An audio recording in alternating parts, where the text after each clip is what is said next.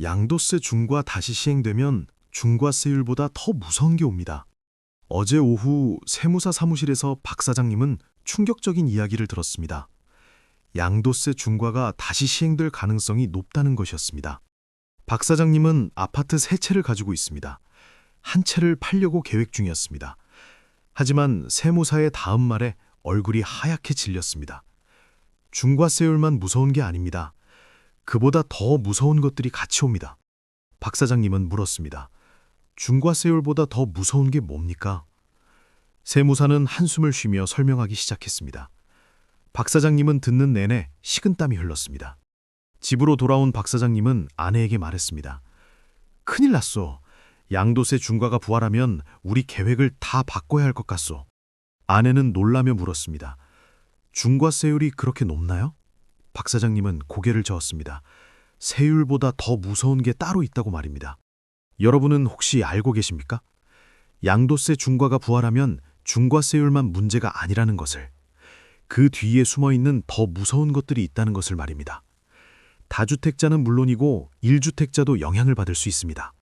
오늘 이 시간에는 양도세 중과 부활 시 중과세율보다 더 무서운 것들이 무엇인지 낱낱이 파헤쳐 보겠습니다. 그리고 우리는 무엇을 준비해야 하는지 명확히 말씀드리겠습니다. 이것은 추측이 아닙니다. 과거 경험과 전문가 분석을 바탕으로 한 확실한 정보입니다. 최 부장님은 아파트 5채를 가지고 있습니다. 평생 모은 재산입니다.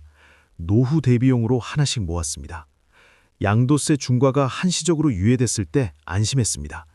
천천히 정리할 계획이었습니다.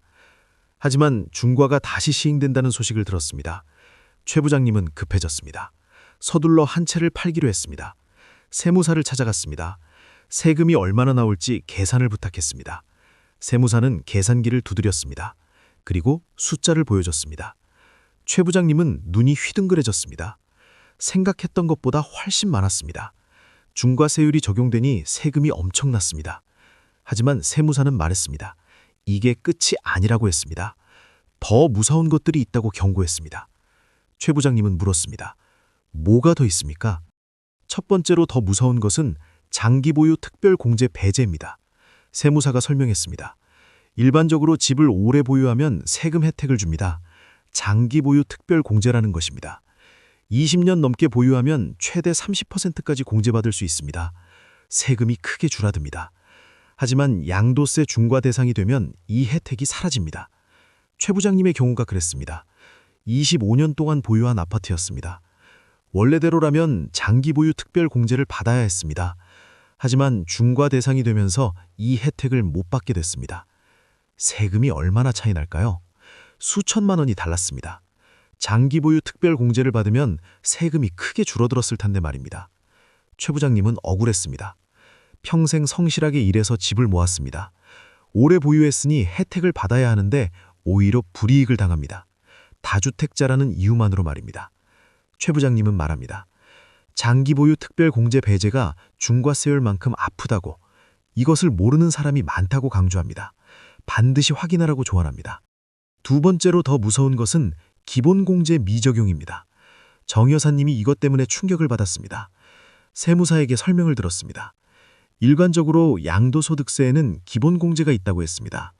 1년에 250만 원까지 기본공제를 해줍니다.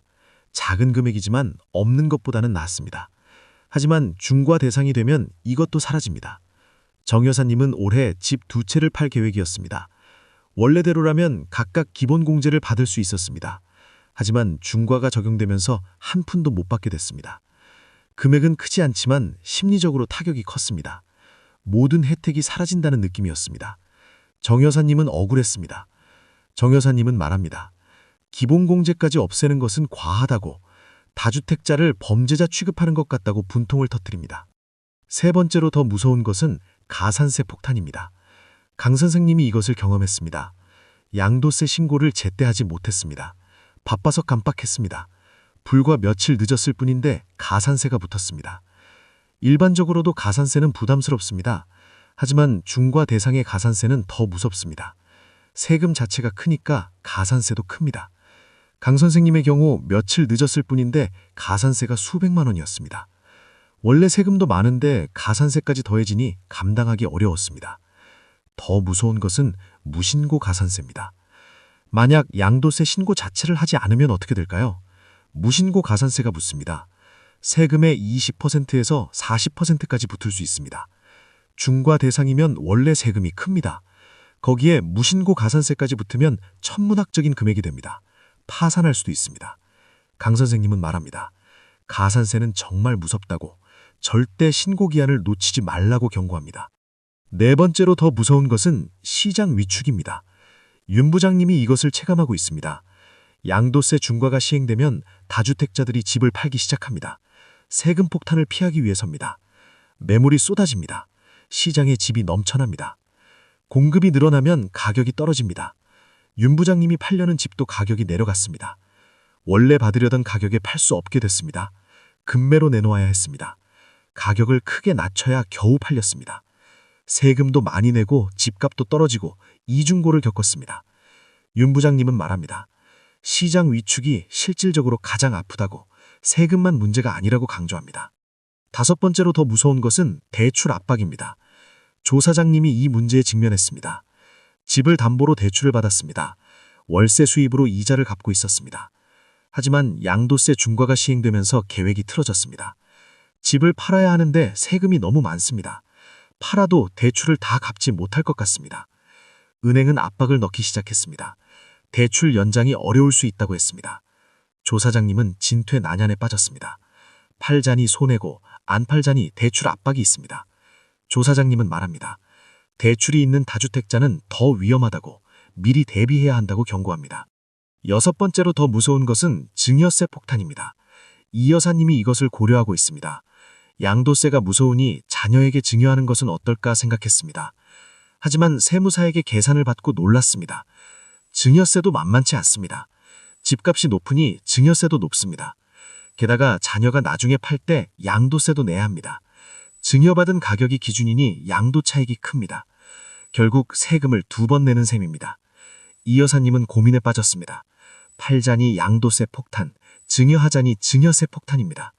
어느 쪽을 선택해도 손해입니다. 이 여사님은 말합니다. 증여도 만만치 않다고 전문가와 꼼꼼히 상담하라고 조언합니다. 일곱 번째로 더 무서운 것은 1주택자 영향입니다. 장 부장님은 1주택자입니다. 양도세 중과와 상관없다고 생각했습니다. 하지만 간접적인 영향을 받고 있습니다. 다주택자들이 집을 쏟아내니 시장이 혼란스럽습니다. 집값이 불안정해집니다. 장 부장님이 살고 있는 집값도 영향을 받습니다. 게다가 정부가 세금을 강화하는 분위기입니다. 다주택자 다음은 1주택자일 수 있습니다. 보유세가 오르고 양도세 비과세 기준이 강화될 수 있습니다. 장 부장님은 불안합니다. 1주택자도 안전하지 않다는 생각이 듭니다. 장 부장님은 말합니다. 1주택자도 방심하지 말라고 다음 타겟이 될 수 있다고 경고합니다.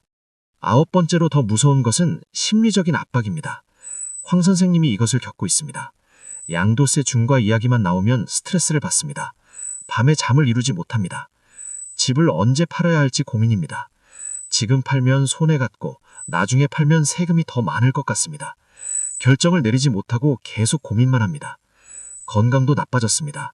스트레스로 혈압이 올랐습니다. 소화도 안 됩니다. 황 선생님은 말합니다.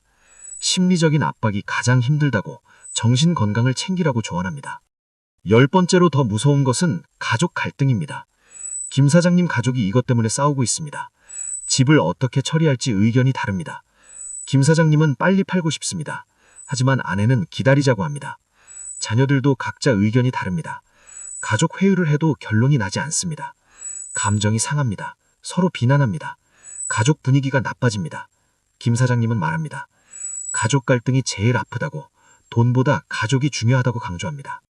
11번째로 더 무서운 것은 기회비용입니다. 이 사장님이 이것을 후회하고 있습니다. 양도세 걱정하느라 다른 투자 기회를 놓쳤습니다. 주식시장이 좋을 때 투자할 수 있었습니다. 하지만 부동산 고민에 빠져서 기회를 놓쳤습니다. 지금 생각하면 그때 투자했으면 큰 수익을 냈을 것입니다. 시간과 에너지를 부동산 문제에만 쏟았습니다. 다른 것을 보지 못했습니다. 이 사장님은 말합니다. 기회비용을 생각하라고 한 곳에만 매달리지 말라고 조언합니다. 그렇다면 우리는 어떻게 해야 할까요? 첫째, 정확한 정보를 파악해야 합니다. 양도세 중과가 언제 시행되는지, 어떤 내용인지 확인해야 합니다. 둘째, 전문가와 상담해야 합니다. 세무사나 재무설계사와 꼼꼼히 상담하십시오. 자기 상황에 맞는 전략을 세워야 합니다. 셋째, 빨리 결정해야 합니다. 망설이다가는 더 불리해질 수 있습니다. 정보를 모으고 상담하고 빠르게 결정하십시오. 넷째, 가족과 상의해야 합니다. 혼자 결정하지 마십시오. 가족 모두가 납득할 수 있는 방향을 찾으십시오. 다섯째, 장기적으로 생각해야 합니다. 당장의 세금만 볼 것이 아니라 5년, 10년 후를 봐야 합니다. 양도세 중과는 중과세율만 무서운 게 아닙니다. 그 뒤에 숨어있는 것들이 더 무섭습니다. 장기 보유 특별공제 배제, 기본공제 미적용, 가산세, 시장 위축, 대출 압박, 증여세, 1주택자 영향, 심리적인 압박, 가족 갈등, 기회비용까지 모든 것이 연결되어 있습니다. 미리 준비하는